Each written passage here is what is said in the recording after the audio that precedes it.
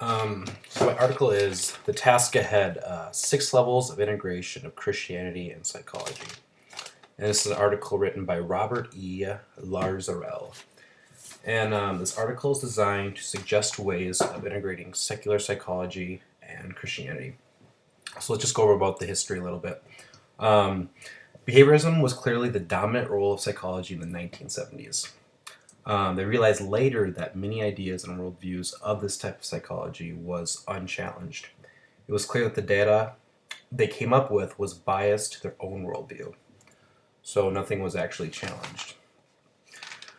So that leads us into the 6-step model that in the 80s the psychologists were trying to figure out a way to integrate secular psychology and Christian psychology.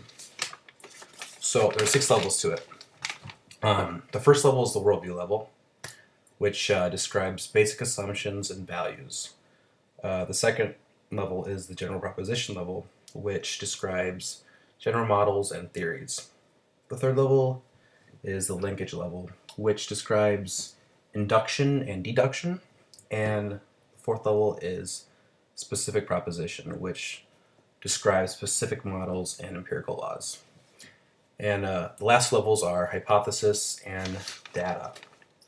So with these levels, the lower levels, such as data, must correspond with the worldview. So all the information, all the levels have to be interrelated somehow in order for a solution to work. So the data has to match the worldview.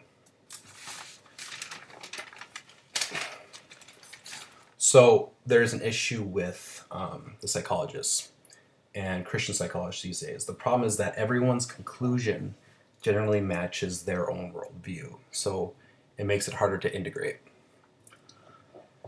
The major difference between secular psychology and Christian psychology is that Christians recognize Bible as data, while secular psychologists do not. So that's where the worldview comes in, where it's very hard to start integrating. So let's just go through the 6 levels of the process of integration that they point out. So we'll start with the general proposition level, which is the second level. Its task is to clarify the worldview behind the general proposition in question. The second task is to develop alternative general ideas which are consistent with other levels of Christian psychology. And Christian psychologists need to develop alternative propositions that integrate existing psychological knowledge. So both sides need to work together in a way. So secular psychologists need to come up with alternative ideas that is consistent with other levels of Christian psychology levels. While Christian psychologists need to do the same thing, where they need to develop alternative ideas where they can integrate existing psychological knowledge. So that leads us into the third level, which is the linkage level. The goal is to achieve the proper balance between the special and general revelation. It's important for deducing specific propositions which can be tested empirically. So overall, integration tasks include induction and deduction, both with the goals of developing alternative ideas. So again, at this level, both sides need to come up with the same or different alternative ideas to match each other. So, but overall, the main goal is to achieve the proper balance between the general level and the specific level. So let's go into the specific level. So basically what comes down here is at the specific proposition level, it comes down to label biases. Labels need to be interpreted.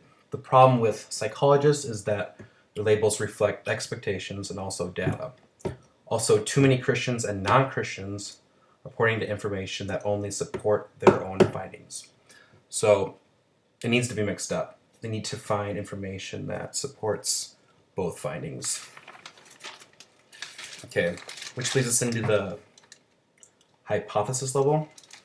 The major task here is to find the appropriate interrelating of scriptural data and empirical data. So there needs to be a connection between both secular psychology and Christian psychology. So the biblical data has to somewhat match secular psychologists' empirical data.